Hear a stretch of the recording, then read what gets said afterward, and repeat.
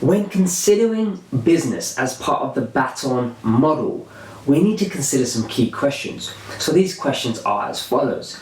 Who is the marketplace in the first instance? What is the marketplace? And then we need to think about how to reach that marketplace. And bear in mind, these list of things I'm going to be telling you, you won't necessarily have to put them in a specific order because we're going to break that down for you. So we're going to explain all of these points and how to do them. So the first thing was, who is the market? The second thing is how to reach the market. And then the third thing to consider is, what is the message? What is the message that we want to give to them? What is the marketing message? What is the change that we want to create for them? What are we promising that marketplace that we're going to deliver? Then we can work out, either in advance or at this stage, what is the product or the service, whether it's an offline or a brand new startup or a business online, what are we going to offer them? What do they want? What do they need? Never forget those elements. Is there a need and a want for our product?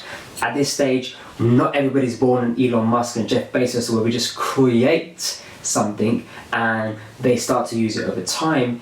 Even they fundamentally had something somebody wanted and needed. Because what we don't want to do is put you in a situation where, imagine Dragon's Den. You know, you walk through the doors of the dragon and enter the Dragon's Den. The dragons are sitting there in front of you and they say, okay, great, start telling us about your business. And then you go into it, you tell them, well, I've spent the last 2 years developing the product.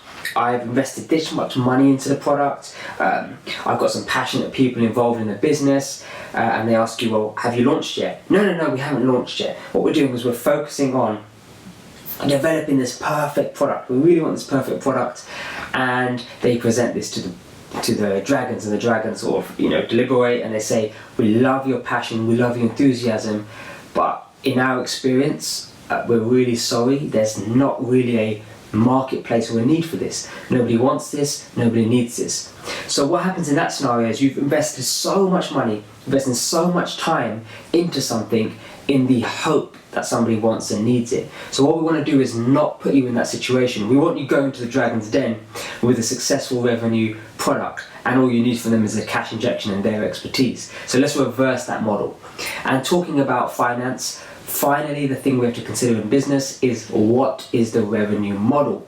What revenue model are we going to consider? Is it a subscription model? That's very, very popular at the moment. Is it you're selling products online, direct to customers? Are we going to be in the B2B, B2C? Are we going to have contractual based? Are we going to be billing people on a quarterly basis? Do we sell them a small product in advance, a medium-sized product, and then our high-ticket item down the line?